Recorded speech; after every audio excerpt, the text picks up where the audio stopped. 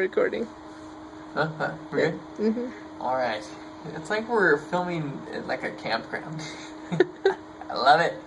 Alright, University Reps. This is your last official UREP training video about logistics, right?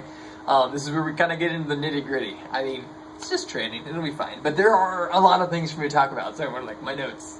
All of my notes. Alright, how to recruit from your networks. It's pretty simple. Once you really know what the GCT is all about, once you've studied our materials, once you've met with us, met and trained with your recruiter, gone through all of our training videos, read everything on the website, you know who we are. You know why we exist and what we aim to do. Just start talking about it with people. Talk to your friends, family, people from church, people in your networks, and be like, hey, I'm a recruiter for the Global Christian Task Force. I basically help connect volunteers with mission sites. I help them raise funds so we can give missionary grants to different ministries. I help churches connect together so they can work together on large-scale projects all over the world. It's pretty fantastic. So, it's not like you're trying to convince anybody or anything. You're just telling them what you're doing, and then if God's been working in their heart to move them to be praying for the ministry or going on a trip or donating something or spreading the word themselves, they will. It's fantastic. Just help people know that, hey, this is what I'm doing. They'll take it from there. Alright, now how to cold recruit at a new church or your university. It's pretty easy at a church, because you can just, if you know a pastor, email it. If you don't and you want to aim for a new church that's around your school, go to their website, find their phone number, find an email address for their preacher, missions committee, eldership, deacons. Say, hey, here's who we're at. I'd like to come on a Wednesday night or a Sunday night or morning and give a little 2-minute talk and pass out some flyers to people after church. I mean, if they're interested, they'll let you come. If not, no big deal. Then when you're talking at your school, I mean, you kind of will know the avenues to go. If it's a Christian school, the campus ministry, the campus church, chaplains, convocation, a chapel series, something. Set up a booth with a missions table. Go to any Christian groups on campus, service groups, Greek groups. If you're going to a university that you've never been to before, just find the groups online. Christian groups, service groups, Greek groups, directors of different service groups or classes. They'll connect you with who you need to go to. If you don't get any response, but you still feel God calling you to go recruit from that university, just take some pamphlets, go make some friends, take some cards, set up a little table or a booth, go to the cafeteria, find the Christian groups, find out when they're going to have a Bible study, go hang out and do Bible study with them, and leave a card and say, hey, if anyone wants to go on a mission trip, I mean, we got 10 different teams going different places from around the country, all over the world, just shoot me an email, and we'd love to get you connected to one of them.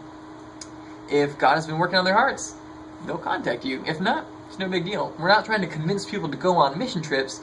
We're trying to connect those God's been working with to where He needs them to go, and provide them with training and resources to help them reach that phase they need to be in to go serve. So cold recruiting, not as hard. It's basically warm recruiting, because you're connecting the people God is working with to the mission sites that they're about to go into anyway. Alright. You are going to be working with team leaders as far as their team leader agreement goes. You will be signing your university rep agreement. It's like a contract, basically, with an outline of like what you do, kind of a timeline, your payment and everything. You and your recruiter will be going over that. But just like your recruiter is going over your university rep agreement with you, you will be going over the team leader agreement with your team leader. It's basically to guard you, to protect them, and be like, here's everything that you need to do as a team leader. It's a lot of work, but that's also why we let you go for free if you recruit 10 people. Like, it's like a $3,000, $3,400 job for them. So it's not something that we want them to take lightly, because being a team leader is important, because they're also dealing with cultural competency, the safety and the lives and the experience of the people that they're going to be taking with them into the mission field. Some places more intense than others. So, it's like a rabbit, bear. Anyway, yeah, very much know what the team leader packet says, and then go over it with your new team leaders from your college or from a new university you're recruiting from, or from a church in the area. Sign it with them, refer to it if they need help, but that will give you kind of the info that you need and that they need to get going from there. And once that's signed, send a copy of that to your recruiter and they will file it with us. Okay, you're also going to need to watch the training videos for the team leaders and the team volunteers. It's about 3 hours of video, and you'll be going through the reflection questions with them as well, and your recruiter. So watch the videos, fill out the packet, and then you'll have basically an exit interview with your recruiter before your university training is completely done. But when that's all done and your recruiter signs off on you, all right, hit the road, start recruiting, talking to people, chat it up, and start training your team leaders. It's an exciting time, but we want to make sure that you're ready, and you will be. I mean, if you've made it this far, you're going to be ready by the time you're done. Okay, you're going to need a weekly check-in with your GCT recruiter, so schedule time with them, between 30 minutes and an hour a week. Look at them like an older brother or older sister. Be real with them, be open with them. Know that we have put them in your life because we feel God calling them to love on you, to mentor you, to look after you. Teams, numbers, resources, fundraising, that's pointless to us. God takes care of all of that. The recruiter is there in your life to look after you and to love on you and to help God heal you through with whatever you're going through, really. They're also there to advise you and help you with team situations, because different teams can be easier or difficult. So they're there to give you advice and wisdom when training and fundraising and recruiting comes in there. But really, they're there to love on you. So take them up on that. Take them up on that. Especially if they're in your area and you can go get coffee or lunch once a week. Oh, how awesome is that? I would revel if like an older brother or sister was able to take me out once a week and just kind of help me through what I was going through. And that's a beautiful time, a beautiful chapter. So invite them along that journey with you and engage them. All right, you need a weekly check-in with your team leader as well. So if they have any questions or concerns on any of the training, didn't fully prepare them for anything that they're working on, you can help them out there. Basically, help them understand what it means to recruit, what it means to help their team fundraise, what it means to train their team, what it means to be preparing them through stress challenges, through cultural challenges, through spiritual challenges, and to get them ready for the mission site they're going to be going to. Help get them ideas. If they are going to be working with orphans, get them to take their team to work with a local children's ministry at a church for a couple months before they go. If they're going to be working with people in harder situations and it's going to be stressful and there's going to be language barriers, help them try to experience some of that before they go. Maybe do some urban ministry downtown, some service, some soup kitchens, reaching out to the elderly or the handicapped. Help them serve together and understand. The team leaders may jump right on that. They may not have that idea. They might need a little bit of encouragement. That's where you're going to be stepping in each week as you're meeting with your team leaders. So make sure you schedule that and that you keep that a very regular meeting, because we don't want you bailing on them or them bailing on you, because literally if you do that, teams can get shaky. And we don't want people who are basically raising upwards of 35 grand to take a group of people somewhere into a culture they've never been in, into a situation they've never been in, to help vulnerable people to be all over the place. That is not what we're about. We're about spiritual growth and connecting God's people to God's works. So love on them. Love on them like your recruiter loves on you, and guide them and challenge them like your recruiter guides and challenges you. That's what we would say. All right, you should have received instructions on how to use your GCT email, Google Hangouts, all that stuff. We are a very Google-friendly organization. If you are away from your normal computer and you need to reach the GCT portal, go to email.thegct.com. Your username is going to be your first name dot your last name, and your password is going to be Church Jedi until you log in the first time and change it. So it's very useful. Make sure you're checking your email often, preferably once a day, once every 2 days, because your recruiter will communicate with you mainly by email, if not text message.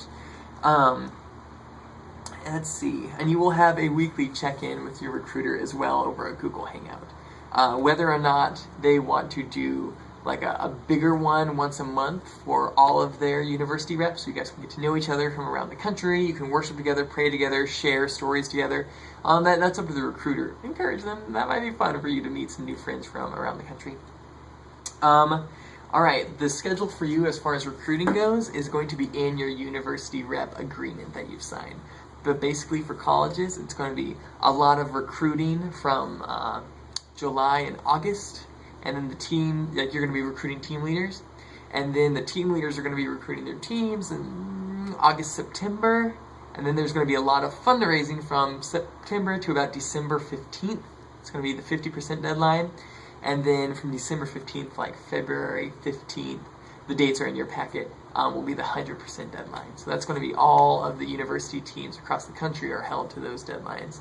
That's very, very useful to know, because team leaders are not going to be allowed to add people after the 50% deadline. That's extremely vital for you to know and for them to know, because in order for there to be enough money to buy their plane tickets as a group, we can't add people past 50%. So that's good for them to know, because they're getting 10% off of their trip for everyone. So the final price of the team leaders trip is set and stable after the 50% deadline. So it's good for you and them both to know. Okay, as far as payment goes, we love you guys. We thank you so much, and we want to give you kind of a thank you ministry stipend for everything that you've done to help us recruit and train and prepare these young missionaries to go out into the field. You'll be getting 2 checks, one a couple weeks after the 50% deadline for all of your teams, and one after the 100% deadline for all of your teams. So it's basically like you're fantastic. Thank you for your service. Thank you for helping us spread God's kingdom and His love and His grace and His healing. It's going to be hard not having money up until those points, but I mean, that's how we make our money too. That's how we survive. So get used to rice and beans and stealing people's RVs and living in them. Right, Amanda? Right. Yeah, be strong. If you need to come live with us, you can. In our RV. It's very full already. But we love you that much, because you're our little brothers and sisters. Alright, if you need anything, let us know. It's a very flexible ministry job. If you're fantastic at it, once you graduate, we'd love to hire you on as a recruiter and keep you in this, because you would have risen through those ranks. You understand what it's like to be a UREP. You understand the heart and the purpose of the mission of God's kingdom and what the GCT is all about. So if you want to continue in ministry and you're thinking about that, I mean, if you have the approval of your recruiter upon graduation, we'd love to kind of give you a high five and say, all right, come on, let's go do this. Let's get you your own little part of the country. Let's do it. Seriously, if you need anything, let us know. Shoot any one of us a text, contact your recruiter, email office@thegct.com. We're here for you. We've been in your shoes. Yeah, it's a wild ride, but the growth you're about to go to will be fantastic. Thank you for going through UREP training. Enjoy team leader and team volunteer training videos that are coming up. I'm so excited for you guys.